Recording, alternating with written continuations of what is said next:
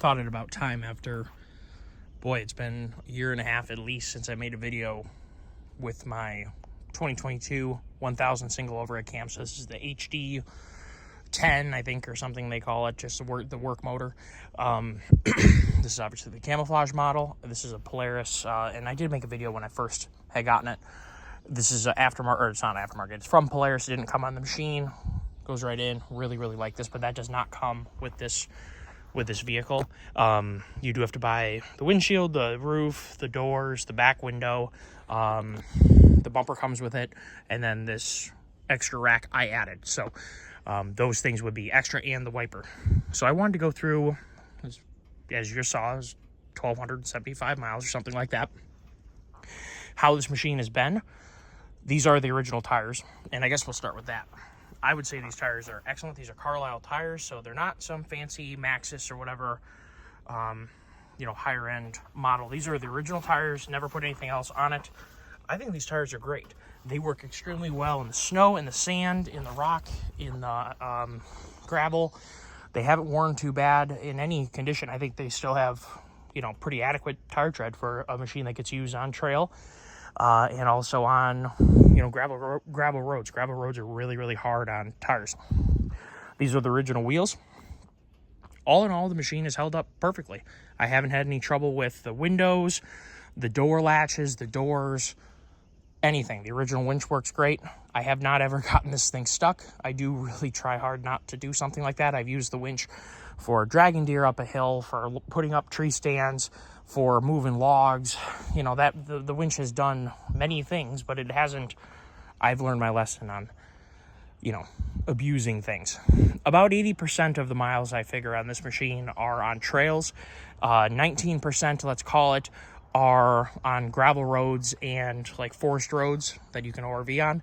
And then about 1% would be on hard top, blacktop or cement, or doing property work.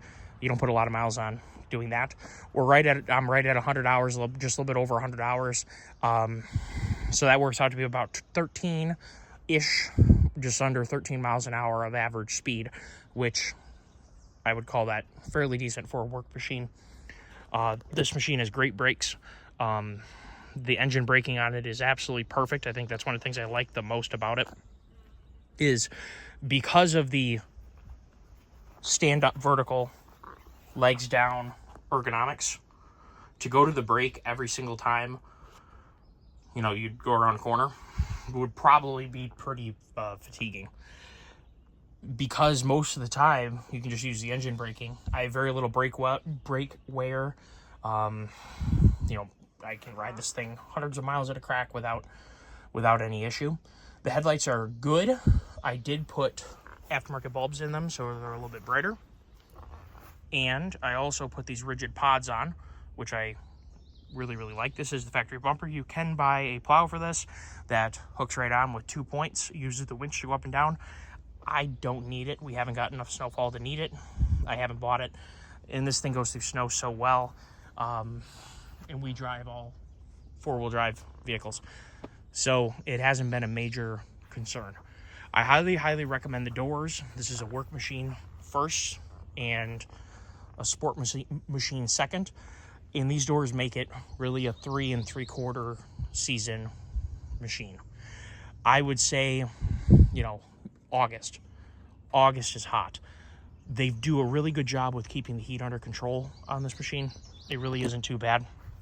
When you get hot, I stick my hand out the window like this. If you're a driver's side, you like this. Passenger side, you go like this. And the air ramps up your arm, and it definitely helps keep you a little bit cooler. As you saw on the ride video that preceded this, it obviously goes through trails, and there's definitely scratches. This hard plastic has held up extremely well. I haven't had any issues. I haven't had any issues with the roof. It's both tough and soft enough to put up with abuse. Haven't had any issues there. The metal surfaces have stayed very well, protected. I haven't really used the rack for a whole bunch, but what I really like about it is it really ties the bumper to the roll bar. When I put this in and tightened all the bolts down, it really strengthened up the front of this machine, and I like that. If I ever had a frontal impact, I think this would help protect my machine from getting, damaged more severely, at least in lower speed collisions. If you're in high speed collisions, if you have a really rigid machine, then you're going to bend stuff, or a really rigid structure, you'll bend things. But this at least would protect the plastic. I've used it for soft objects, but as most of you guys who buy a Ranger, you're probably going to use the back. And I have used the back a lot. The only thing that I've had trouble with, and this is shame on Doug, shame on me, guys. I was resting after working with chainsaw all day on the tailgate with bonfire started, and this cable hooks directly to this. I need to take it apart and bend it back.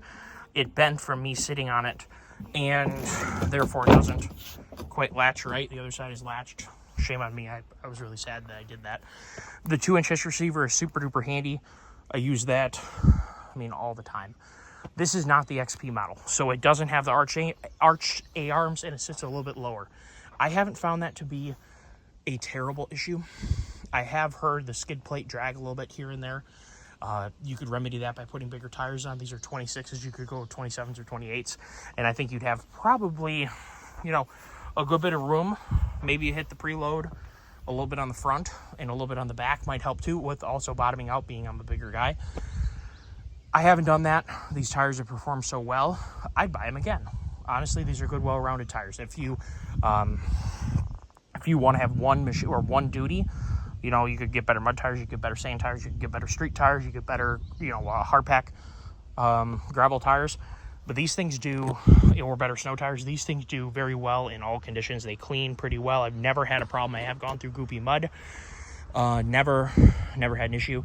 Have done a lot of service. So I've changed oil a couple times in 100 hours, which is more than they recommend, but I would rather be safe. I've done diff oils and the transmission oil. Have not had any overheating issues. It gets to 205 or so, and then it drops right back down to 190 as soon as either the thermostat or the fan kicks on, however they're doing it. Heating has not been a problem. If I could do it again, the problem is you have to pay extra, and I'm pretty sure, especially in this year, and I don't know if you can get the work model with AC in the North Star Edition. I'm pretty sure the North Star Edition is only XP. I don't think I would spend, now that I own this, my dealer did not have an allocation for another XP in the year that I bought this. So I had to buy this or I couldn't get anything. And I wanted 3 seats. You guys are probably watching the video. You probably want to have a work machine that you can also play with. And that's what we're going to talk about right now. It's a good thing I shut off the video because my phone died and I knew that it was low, So I shut the one video off and went to restart another one. Only made it about 40 seconds in. So we're going to start over again. This is the performance section. So this machine does have a turf mode and it works absolutely amazing. But the only time you're really going to tear up the drive, I just made a sharp turn through here. And you can see, looks like the front tire dug just a little bit. In general, as long as you're not making maximum turns, you might only see the little tread blocks in the ground. We have a little bit of wet ground right now. Normally, you wouldn't really see almost anything. The turf mode makes this thing extremely easy on your lawn in comparison to, say, like a Maverick X3. My buddy had one for a while. Holy mackerel, that thing tore everything it touched up. It was bad. When you can lock the rear end with the the 4-wheel drive selector, and when you do that, obviously it works just as you might imagine. When you're in 4-wheel drive, the Polaris front diff works so smooth and so seamless. I think that is the biggest reason that I bought this specific machine. It's just the 4-wheel drive and the ride quality of this work model is spectacular.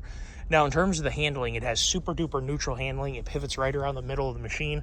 So if you want to give it a little bit of juice, you can drift the rear end a little bit. If you let off, you do a little bit of trail braking, you understeer a little bit. If if that's something you want to do, if you want to burn off some speed or something like that, and you can turn the corner neutral by floating the throttle going around the corner, it is super duper smooth. Now, this may not be a performance thing, but I'm going to say this. My buddy who bought the X3 started with a plastic windshield, and it got tore up so bad. Like the first ride, it was basically dusty, and when you used a napkin to wipe it off, you just would get scratches. This has a lot of use. It's been in so many storms. I love storm chasing. I love looking at the weather, so it's been out in everything you can think of. It's been running behind side-by-sides or dirt bikes or quads. It's led, so obviously the leading, it doesn't really have anything to do with it. Highly recommend a glass windshield and a windshield wiper. Those two things you will use. I mean, it just makes it basically a 4-season machine. And when you're dealing with dust, to be able to hit the wiper and the pisser to wash the window off is a absolutely huge advantage. I went with the glass back too, and the combination, the front and the back and the roof, you do get a little bit of a squeak, but I actually think that it's the roof rubbing on the roll cage. And I don't have a headliner. You could pay for that. I didn't feel I needed it. This is a work machine. It's all plastic, but it is tough, strong plastic.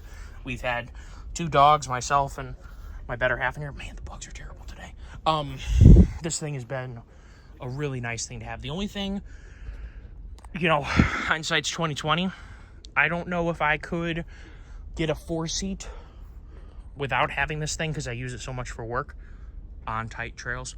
But if I did buy another side-by-side, it would be a 2-row, and I am definitely looking at the Commander XTP Max as that potential side-by-side. But for me, I had to start with a work one that had, you know, was short, and this one definitely fills the gap. And we've had so much fun trail riding this thing. I don't feel that it's been a downside, because it's been such an upside in the work territory. This thing is a lot of fun. If you keep it under 50 miles an hour, it'll do 55 with 2 people in it. You may even be able to eke out a little bit more, but you're going full throttle. You can cruise at 50, not at full throttle, very comfortably with 2 people in it. And it's pretty quick. It's quick enough to hurt yourself. It's quick enough to hurt your passenger. You use your head on that. To try and compare this to my buddy's, he doesn't have any more, 72-inch X3 XRS, didn't have smart shocks. This machine, I think, is 10 miles an hour slower in corners in terms of what it can handle taking the turn at under 50 miles an hour. Over 50, number one, is not fast enough to do that. Number two, the X3 on big trails is so fast and so powerful. I mean, those sport side-by-sides are a lot of fun, and they're very, very fast. You can get yourself over your head or in a bad situation so fast on one of those, it's crazy. This kind of keeps you in a realm of relative safety. It's very rewarding as a driver. Now, I do drive with the steering wheel up all the way, and for you bigger guys, taller guys, or shorter guys, you may like this. And of course, it goes down even more, but my hand is hitting this. This goes down. I keep in the up position most of the time because it's super duper comfortable. I can get in and out quickly. Steering is direct. There is a good feel. No, it's not like an X3 or a Razor, but it's good. It offers good feeling. The power steering is just calibrated perfect. It is great at low speeds. It is great at high speeds. It is comfortable in corners. You don't feel like you're gonna lose it because you can't feel anything. I do keep on maybe, I don't remember exactly what tire pressure I have in these. I think I'm right at the sidewall, I think. I probably could air down a little bit, but because I do tend to, throw it around in corners, if you were just trying to float on ground, you could definitely air down a long ways. I do want to keep what diameter I have, only having 26s. If I was to go up, I think that the gear ratio in this machine, in the torque it has, it would definitely be okay and not feel unpleasant with at least another inch. And I think you could fit another inch in here without any particularly huge downsides. So a 27-inch tire, you might be able to do a 28 without doing anything and not have it rub most of the time. I don't like the feeling of the rubbing. If you guys are in the market for a 3-seat, which is exactly what I needed to have, I needed a 3-seat that would work, and evidently it'll play. That's what I'm trying to convey to you, is that this thing will play as hard as you want to play. You can push it if you really want to. You can back off a little bit and have a smooth, quiet ride if you're bringing, baby with you or dogs or, something like that. One thing that, side-by-sides, this side-by-side was definitely modeled after the original.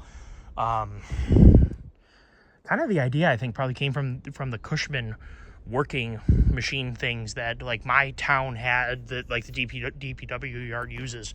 I think that machine and those old Gators, even the 3-wheel ones, kind of paved the way for this.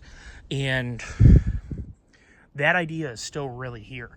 The bench seat, the tippable work bed. This machine kind of sticks with the with what it originally was. And I will say I use the dump bed extensively. However, there's going to come a point, as long as I don't buy any more properties, that this kind of work is going to die down. And I would say the future for this may be building an aluminum rack on the back to be able to put canoes or kayaks, and to be able to use like a canvas cover made that I can pull tight and have an enclosed area on the back. So Polaris is coming out, or has come out with that Expedition. I will not buy it. It's too expensive. No way. Sure, it's a wonderful machine. It's just too expensive for me. I really like that enclosed rear portion where it's kind of like an SUV. I really, really like that. I think it's a really good idea. So I would definitely consider modifying this to have kind of a duck rack if you want. I mean, that is a common thing to do. 2 uprights and a top rack so that you can put decoys up top, or a boat, or whatever you might need to have. I think that's something that might come a little bit later. Right now, I'm going to throw this in the back of the side-by-side. Man, I'm getting eaten alive. This is awful. I need some bug spray. But it is a good-looking machine. It's performed super-duper well. No problems. It's really easy to service. Oil change of the front diff, transmission, and rear diff is super-duper easy to do. Headlights are easy to put in. No problems. The wireless winch that comes with it is a Polaris winch, and I haven't had any problem with it. 4,500 pound with a synthetic cable. That's been fine. You know, it's been a good machine, and I highly recommend doors. It just opens up the door to use this thing for so much more, including keeping dust off your family. And I did go with crank windows, and I don't regret that at all. No electric to worry about. I think that works great. I haven't had any trouble with the doors. I mentioned to you the tailgate. Haven't had any trouble with the wiper or the windshield or anything like that. It's been a great machine, and I definitely highly recommend it. And I think it worked well for you guys looking for a 3-seat work machine that you can still play with. I think for the money, I think it's worth it. I think the ride, and specifically the front differential from the Polaris, is worth having. Can-Am now has their smart lock, and they have their Visco lock command lock or something like that, where you can actually put it in front diff lock mode. That's a lot better than the original Visco lock. So either the Polaris front diff or that one or the smart lock, those are really, really good differentials, and especially on a side-by-side where you can't shift your weight like on a four-wheeler, you're really, really going to use that. So I hope that you guys enjoyed the now 1,275 mile review. I'm going to get out of the bugs or use some bug spray or something. This is awful. I'll talk to you guys later.